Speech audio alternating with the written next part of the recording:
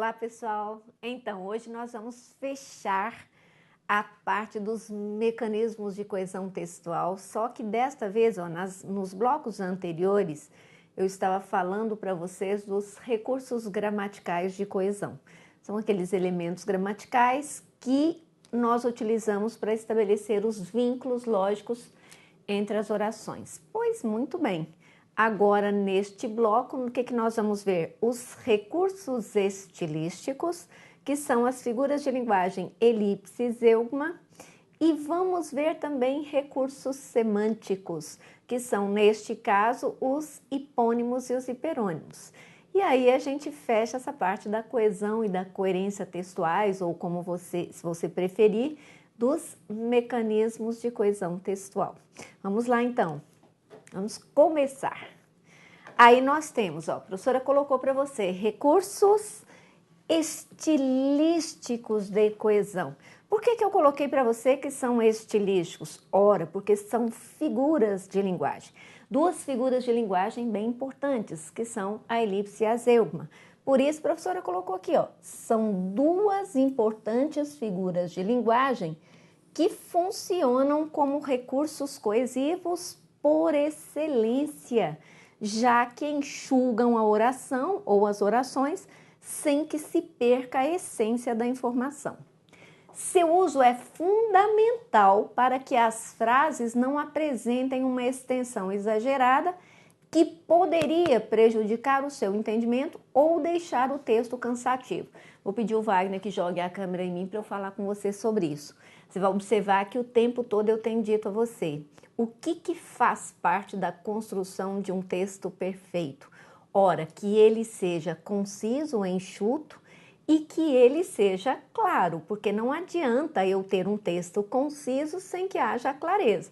Concisão e clareza têm de andar juntas. Então, para isso, nós lançamos mão dessas duas figuras de linguagem tão importantes. Quando eu dou aula de redação, eu sempre falo para os meus alunos, evitem de todas as formas o uso de figuras de linguagem no texto, né? Porque as figuras de linguagem são uma forma de tergiversar, ou seja, de ficar dando voltas e aí você constrói um texto prolixo. Então eu digo, evitem. Só que no caso da elipse e da zeugma, eu digo, ao contrário, utilizem. Por que utilizem?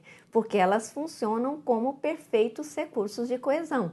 Elas ajudam a enxugar o texto para evitar aquelas repetições cansativas e, o que é mais importante, mantendo a coerência da informação. Então, é justamente isso que eu vou te explicar aqui. O que é a elipse e o que é a zeugma? Só há um detalhe aqui. Se você consultar a maioria dos livros de gramática, o que você perceberá? Que os gramáticos tradicionais definem a zeugma como sendo a omissão de qualquer termo para evitar repetição.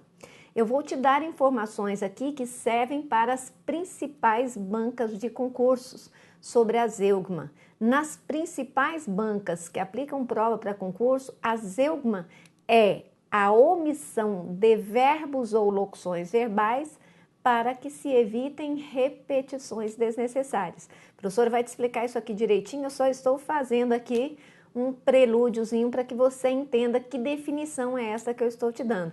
Nosso foco aqui é exatamente os concursos, por isso eu estou fazendo essa observação para você. Vamos então começar o nosso estudo.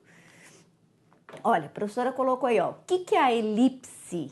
A elipse consiste na omissão de um termo, então observe bem, a elipse é a omissão de um termo facilmente subentendido. Por que ele é facilmente subentendido? Justamente porque ele é facilmente apreendido pelo próprio contexto. Então, eu posso omitir sem que ele faça falta. Na prática do texto, é como se houvesse um apagamento intencional de termos na frase. Isso aqui é que é importante, sem comprometer o sentido da mensagem. Existe elipse de sujeito. Então, observe aí que linda a construção da Cecília Meirelles, lá do poema Motivo. Atravesso noites e dias no vento. Atravesso quem? Eu. Por que este sujeito pode ser omitido? Pelo fato de que ele é pressuposto facilmente pela desinência verbal, né? Atravesso só pode ser eu. Aí olha só a elipse do verbo. Ela olhou de forma atravessada e pensou: um anjinho este menino. Quando ela diz um anjinho este menino, o que ela quer dizer mesmo? Este menino é um anjinho. Observe que esse verbo foi omitido por quê? Porque ele é facilmente apreendido pelo próprio contexto, pela própria frase. Afinal de contas, o que nós sabemos? Que a tríade sagrada que orienta o nosso estudo da gramática é sujeito, verbo, predicativo, né? Ou sujeito, verbo, complemento. Então, eu observo que aí o único termo que foi omitido mesmo foi o verbo. Também nós temos elipse de preposição e eu tenho sempre alertado os meus alunos. Elipse de preposição é uma das que nós mais fazemos na vida. Fazemos com tanta facilidade que muitas vezes a gente sequer percebe que ali houve a elipse. E aí nós temos, ó, ele estava bêbado, com a calça rasgada e a camisa na mão. Com a calça rasgada e a camisa na mão significa com a calça rasgada e com a camisa na mão. Por que eu pude omitir esta preposição? Exatamente para evitar que ela se repetisse e evitar uma repetição desnecessária. Aliás, é exatamente para isso, evitar a repetição desnecessária, porque ela já havia sido mencionada antes, né? Professora, mas quando a gente omite para evitar repetição, a gente tem elipse. Elipse. Muito bem. Agora, a conjunção também, olha só que interessante. Não fosse sua habilidade para lidar com o problema, todos seriam prejudicados nessa hora. Não fosse sua habilidade, ora, o que você tem aqui? Uma conjunção condicional. Condicional, né? Por que ela pode ser omitida? Porque o próprio contexto já nos direciona para ela. Então, neste caso, nós temos a elipse. Agora, a professora vai te mostrar aqui o que é a zeugma. Sempre lembrando que nas provas dos concursos, quase que por uma questão de formalização, as bancas têm cobrado a zeugma apenas relativa a verbos ou locuções verbais, né? Então, olha só, a zeugma consiste em suprimir verbos expressos anteriormente para evitar repetição. Tal recurso só é possível porque, pelo contexto e pelos elementos gramaticais restantes na oração, fica claramente subentendida a repetição do termo que foi previamente referido. Né? Então, observe aí o texto da Raquel de Queiroz. Ó. As quaresmeiras abriam em flor depois do carnaval. Os ipês em junho. Ora, se ela diz, as quaresmeiras abriam em flor depois do carnaval, os ipês abriam em junho. Ora, aqui houve a omissão do verbo e neste caso o que nós temos aqui? Zeugma. Zeugma. O meu pai era paulista, com o som do Chico Buarque, ó. O meu pai era paulista, meu avô pernambucano, o meu bisavô mineiro, meu tataravô baiano. Ora, o que você observa aí? A omissão do verbo era para evitar a repetição, já que ele havia sido explicitado anteriormente. De novo, Chico Buarque. Beijou sua mulher como se fosse a última e cada filho seu como se fosse o único. Ora, o que você tem ali? Beijou sua mulher e beijou cada filho seu como se fosse o único. Tá vendo aí? Então fica fácil assim você saber que é uma zeugma, porque a zeugma é a omissão do verbo para evitar repetição.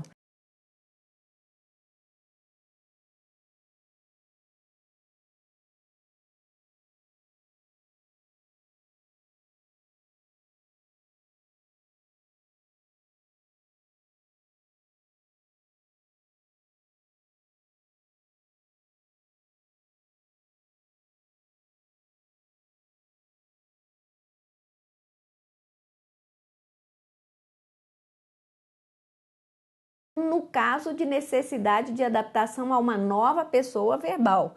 No caso de necessidade de adaptação a uma nova pessoa verbal. Veja o exemplo. No egoísmo, eu sou tudo e os outros nada, que é um texto do Edgar Morin, né? Uma frase de um texto do Edgar Morin. No egoísmo, eu sou tudo e os outros nada. Ou seja, no egoísmo, eu sou tudo e os outros são nada. Observe que aí você tem uma zeugma. Só que, claro, foi necessário fazer a adaptação para a nova pessoa verbal que estava no plural. Muito bem. Agora, veja como esses recursos são cobrados em provas. Aí nós temos, no trecho, como já disse algum poeta ou filósofo, duas brilhantes ocupações inúteis, a melhor forma de transformar o homem em objeto é dar-lhe apenas do que ele necessita. A passagem em destaque apresenta uma figura de linguagem conhecida como zeugma. Isso é da prova da Funiverso, Fundação Universo, para o Ministério do Turismo em 2008. Então, observe, no trecho, como já disse algum poeta ou filósofo, a passagem em destaque apresenta uma figura de linguagem conhecida como zeugma. O que eu aprendi que é a zeugma? Omissão de verbo para evitar repetição. Qual foi a omissão que nós encontramos aqui em algum poeta ou filósofo? Algum poeta ou algum filósofo? Professora, que letra feia. E ainda mexeu aqui, tá vendo, professora? Muito bem. Algum poeta ou algum filósofo. O que nós temos aqui? Uma zeugma? Não, professora, nós temos uma elipse, porque a zeugma ocorre com verbos. E aqui houve uma omissão de um pronome para evitar que ele se repetisse. Portanto, este item é errado. Errado. Próximo item aí, ó. No trecho destacado em essas incertezas, somadas às do mercado, em compasso com as descobertas nas áreas de tecnologia de informações e robotização industrial, tem como consequência inúmeras mudanças que vêm ocorrendo no desempenho das atividades do dia a dia dos trabalhadores nas organizações. Nesse trecho aí, subentende-se o vocábulo certezas. Ora, o que nós vamos marcar aqui? Item errado, porque não é o vocábulo certezas, é o vocábulo incertezas. Olha só, essas incertezas somadas às do mercado, às o quê? Incertezas. Por que eu sei que é incertezas? Porque eu estou omitindo para evitar que se repita. Então, neste caso aqui, claramente eu tenho de novo uma elipse. Elipse. Além do que, não é a palavra certezas, é a palavra incertezas. Próximo item. E observe que isso aí foi aplicado pelo CESP em 2006 para o TST. Prova do TST com um texto muito interessante, né, sobre o mundo do trabalho. Próximo item. Na passagem, no fundo, existirão avaliações diversificadas por competências e não por conteúdo. Em síntese, uma mudança radical em que não vai mais existir o conceito de turma, mas de comunidade cooperativa de aprendizagem. O trecho posterior aos dois pontos, para evitar repetição e garantir maior concisão, olha que interessante, para evitar repetição e garantir maior concisão, rapidez e leveza às informações, foi redigido com o recurso da elipse de termos gramaticais. Prova do IADES em 2010 para professor de educação básica. Observe, a banca diz: No trecho, existirão avaliações diversificadas por competências e não por conteúdo. Em síntese, aqui estão os dois pontos. Aí, aqui está, ó. O trecho posterior aos dois pontos, para evitar repetição e garantir maior concisão e rapidez e leveza às informações, foi redigido com recurso da elipse de termos gramaticais. Vamos ver então. Uma mudança radical em que não vai mais existir o conceito de turma, mas de comunidade. O que você pressupõe aqui? Mas vai existir o conceito de. Ó, não vai mais existir o conceito de turma, mas vai existir o conceito de comunidade. Vai existir o conceito de comunidade. O que nós temos aqui? Item certo, certíssimo. Viu? É dessa forma que você tem que avaliar na hora da prova. É desta forma que nós precisamos fazer a prova. Primeiro você procura saber o que é esse conceito e depois você vai ver se bate com o que o examinador afirma ou não.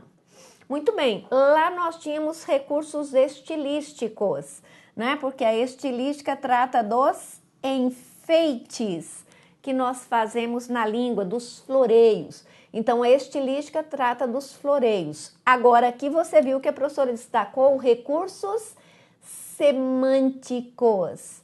A semântica trata de que mesmo? Dos sentidos. Então, nós tivemos os recursos estilísticos elipse e zeugma, porque são figuras de linguagem, são floreios que se fazem nas mensagens. Aqui nós temos recursos semânticos de coesão. Por que semânticos? Porque influenciam no sentido. Sentido. Neste caso, o que nós temos? Os hiperônimos e os hipônimos. Observe que hiperônimo tem como prefixo o hiper, que quer dizer acima, em cima. Então, hiperônimo te dá a ideia de algo que é mais abrangente. Observe que hipo está mais para abaixo ou embaixo. Então, te remete à ideia de algo que é mais restrito. Então, vamos ver juntos aqui, ó. O hipo te dá a ideia de algo que é restrito. E o hiper te dá a ideia de algo que é abrangente, mais abrangente. Olha só que bacana. Você tem que pensar o seguinte: os hiperônimos estão ligados ao gênero e os hipônimos ligados à espécie. A espécie. Eu até vou pedir essa câmera aqui para mim para eu poder te explicar isso aqui antes de a gente ler o conceito. O professor está te dizendo o seguinte: aqui você vai estudar hiperônimos e hipônimos, fazendo a substituição de um pelo outro no texto, para evitar a repetição desnecessária do termo. Vamos pensar o seguinte: hiper, acima, em cima. Então, o que são os hiperônimos? São sempre as palavras que têm um sentido mais abrangente, um sentido genérico, ligadas ao gênero. E o que são os hipônimos? Hipo quer dizer abaixo ou embaixo. Então, o sentido é mais restrito. Portanto, os hiperônimos estão ligados à espécie, né? Aí, qual é a nossa sorte no caso dessas substituições? É que elas estão atreladas ao contexto. Atreladas ao contexto. Perfeito. Atreladas ao contexto, nós temos que pensar o seguinte: para nossa sorte, o contexto ele não engessa nada. Não engessa nada. Então, vamos pensar aqui as três palavras: animal, pássaro, pardal. Essas três palavras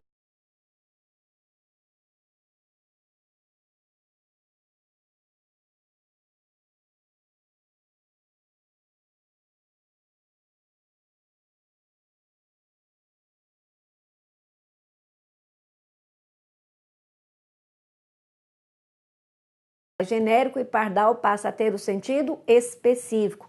A professora já te explicou isso num bloco anterior.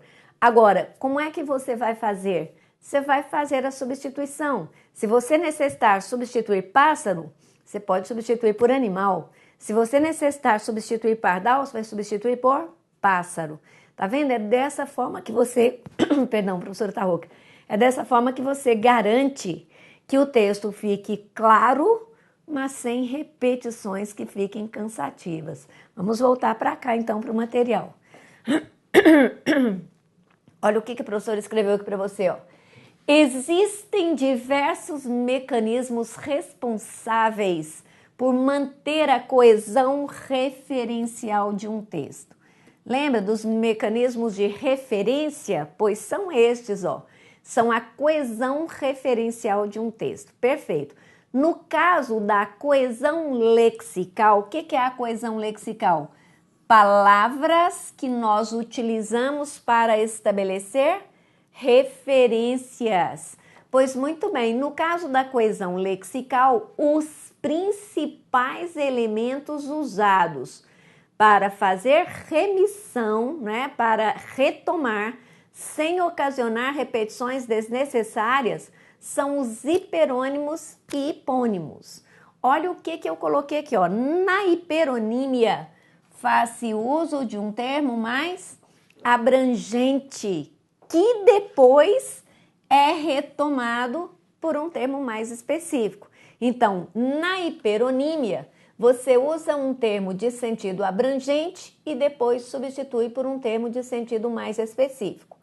Já na hiponímia, você usa primeiro um termo menos abrangente, ó, menos abrangente, que é retomado por um mais abrangente. Então, esse é o conceito de hiperonímia e de hiponímia, substituições de termos para evitar repetições. Na hiperonímia, você usou primeiro um de sentido abrangente, vai substituir por um de sentido específico. Na hiponímia, você usou de sentido específico, vai substituir por um termo de sentido mais abrangente. Atenção! O uso desses recursos remissivos, por que eles são recursos remissivos?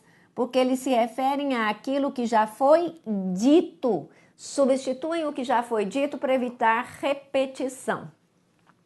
O uso desses recursos remissivos está, muitas vezes, associado à intenção do autor ou do interlocutor ao transmitir a mensagem. Lembre-se de que a professora está te dizendo o tempo todo que nessas provas dos concursos o que a banca prefere cobrar é exatamente a intenção do autor ao produzir o texto. Pois aí está, ó.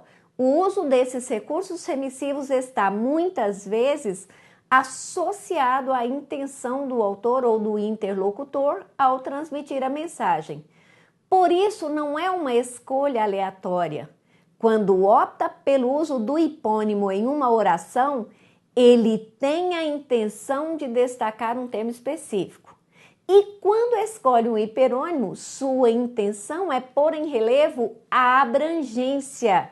Observe que nesse caso é facultada a ele incorporar um número maior de possibilidades de termos, né?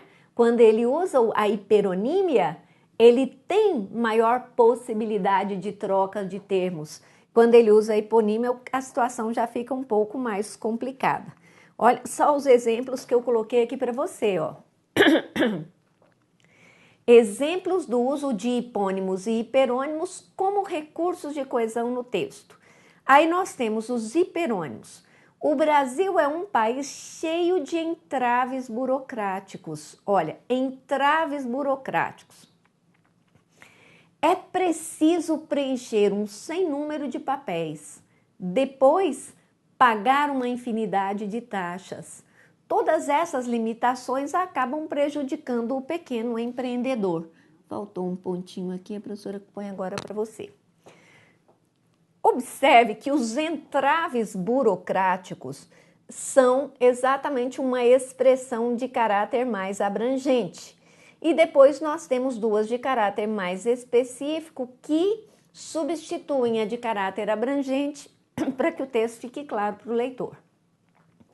São Paulo é sempre vítima das enchentes de verão.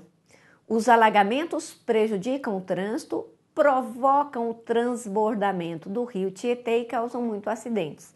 Observe de novo, enchentes é o termo de caráter abrangente, alagamentos e transbordamentos, termos específicos que nos remetem a enchentes e assim evitam a sua repetição. Agora olha o exemplo de hipônimo, uma propaganda de uma loja de e-commerce de produto, de linha de mesa, cama, mesa e banho. Tá aí, ó. Compare os preços de lençóis, edredons e colchas. Nesta semana está em promoção toda a nossa linha de dormitórios. Ora, o que ele chama de linha de dormitórios? Lençóis, edredons, colchas e afins. O que você observou? Primeiro, houve a colocação dos hipônimos para depois fazer a substituição por um termo síntese, né? E assim evitar a repetição desnecessária. Olha só que bacana isso, minha gente. Agora vamos ver como é que esses recursos são cobrados nas provas. O primeiro exemplo é da Banca CESP, foi na prova do TJ do Rio de Janeiro em 2012. No trecho, a divulgação científica, as informações e os conhecimentos que podemos oferecer à educação são elementos que contribuem para formar a opinião, a capacidade de crítica e de decisão dos diferentes setores da sociedade. Neste trecho, o termo elementos funciona como hiperônimo de divulgação científica, informações e conhecimentos. O que você percebeu claramente? Item certo. Porque o hiperônimo é exatamente o termo resumitivo do que ele havia mencionado antes. A divulgação científica, as informações e os conhecimentos que podemos oferecer à educação são elementos. Portanto, item certo. Agora veja a prova da FGV para a Câmara Municipal de Recife em 2014. Ela pôs: o texto lido inicialmente se refere a uma cadela e mais tarde se refere a ela como animal, estabelecendo uma relação de anáfora por meio de um hiperônimo. O que é então essa relação de anáfora? De retomada, que é o que a professora pôs lá para você, ó. Uso de termos remissivos. Uso de termos remissivos. Perfeito. Aí ele diz que é retomado por meio de um hiperônimo. Sim, era cadela, depois substituiu por animal e manteve o sentido. O mesmo aconteceria no seguinte par de palavras: soviéticos, russos. Errado, porque soviéticos e russos são adjetivos sinônimos. Gelatina e alimento. Este é o nosso item, ó. Por quê? Porque alimento é o hiperônimo, gelatina o hipônimo. Observe, cadela o hipônimo, animal o hiperônimo. Gelatina o hipônimo, alimento o hiperônimo. Portanto, este é o nosso item certo, certíssimo. Morrer e falecer. Errado, são dois termos sinônimos. História e conhecimento. Errado, porque são dois termos de sentidos distintos. Espaço e universo também é errado, porque podem ser sinônimos contextuais. Portanto, achamos aí o nosso item certo. Agora a professora vai te mostrar aqui como é que isso funciona na prática para a gente encerrar com chave de ouro a nossa aula de coesão e coerência, né? Porque logo daqui a pouco a gente começa a ver as figuras de linguagem. Então, olha só. Vamos analisar o trecho abaixo em relação aos seguintes aspectos: se ele está correto, se ele está coeso, se ele está coerente, acima de tudo, se ele está conciso. Vamos pensar juntos. O que significa correto? Que obedece às normas gramaticais.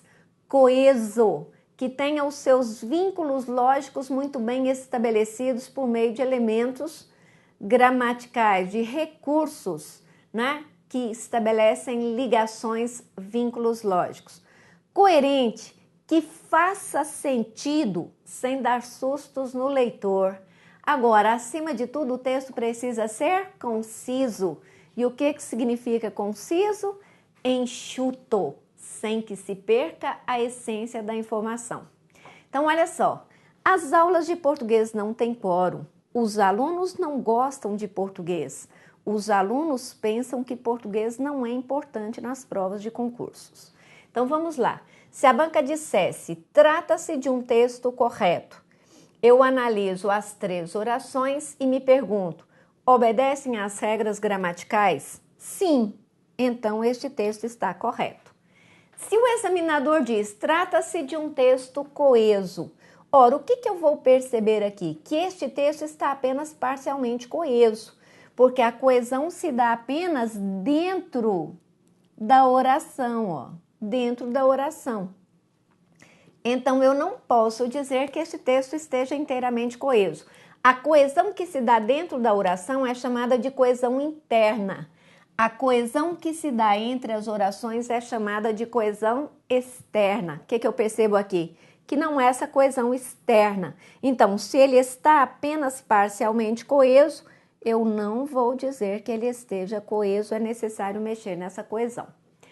Agora a banca diz, trata-se de um texto coerente. Eu não preciso nem reler este texto para eu saber que ele sim faz sentido. Então, olha que bacana, já está correto e já está coerente.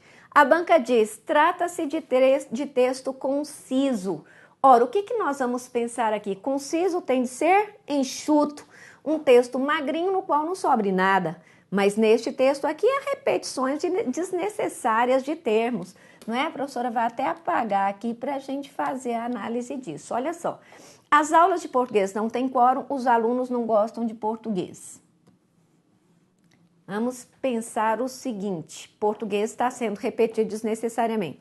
Depois, os alunos de novo, sendo repetido. E depois, português de novo. O que eu tenho que fazer aqui? Primeiro, então, eu não tenho um texto conciso, mas primeiro eu vou mexer na coesão dele. Eu tenho que ler e me perguntar o seguinte, as aulas de português não têm quórum, os alunos não gostam de português. Ora, qual é a relação de sentido entre eu afirmar que as aulas de português não têm quórum, que os alunos não gostam de português? Eu vou dizer aqui que a relação é de causa e consequência. Aliás, não é nem de causa e consequência, porque para ela ser de causa e consequência, eu teria que dizer assim, as aulas de português não têm quórum, as salas estão sempre vazias. Então, salas vazias, causa. Aulas de português não terem quórum, consequência. Que relação eu posso estabelecer aqui? Muito mais simples. A relação aqui é de explicação. Porque o fato de os alunos não gostarem de português explica o fato de as aulas não terem quórum. Então, eu preciso usar um conector de explicação. Pode ser pois, pode ser porque. Aí tá, já resolvi o problema dessa minha segunda oração. Eu vou ler a primeira e ler a terceira para eu saber que relação de sentido se estabelece entre as duas. As aulas de português não têm quórum. Os alunos pensam que português não é importante nas provas de concurso. Eu posso dizer que também se estabelece entre elas uma explicação? Sim, aqui também se estabelece uma explicação, só que ela explica a primeira. Então, eu penso assim, aqui eu tenho a primeira, as aulas de português não têm quórum, tá? Posso usar aqui o pois. Pois os alunos não gostam de português, pois os alunos pensam que português não é importante. O que você vai observar aqui? Que eu tenho duas explicações para o fato anunciado na primeira. Vamos pensar juntos para manter o paralelismo. Se a segunda explica o fato da primeira, se a terceira explica o fato da primeira, que relação de sentido vai se estabelecer entre essas duas? Uma ideia de adição. Uma ideia de adição. Pronto, fechei o paralelismo disso. O que eu vou fazer aqui agora? Eu vou reescrever o meu texto. As aulas... espera aí. Eu vou voltar aqui e vou te mostrar também para a gente já fazer lá definitivamente. Aqui, então, eu mexi na coesão. Agora eu vou mexer na concisão, que é enxugar, né? Olha só. As aulas de português não têm quórum. Aqui eu posso usar, como eu te falei, o pois. Pois os alunos não gostam de português. Pensemos o seguinte... O que é português neste caso aqui? português é um hipônimo. No campo semântico de alunos e de aulas, o que eu posso fazer para substituir esse hipônimo? Se eu tenho aqui aulas e tenho alunos, eu posso substituir português por matéria ou disciplina. Matéria ou disciplina, perfeito. Aqui também eu tenho, ó, não gostam de matéria? Qual é o elemento que eu vou usar aqui para estabelecer imediata vinculação entre matéria e português? Essa, o que eu passo a ter aqui? De mais essa, dessa. De mais essa, dessa. Tá. Os alunos não gostam dessa matéria. E os alunos pensam que português não é importante. O que eu vou fazer aqui? Eu vou eliminar português e, neste caso, o que eu passo a ter aqui? Uma elipse. Observe que eu já havia usado português antes, então eu posso usar agora uma elipse. Olha só, as aulas de português não têm quórum, pois os alunos não gostam dessa matéria,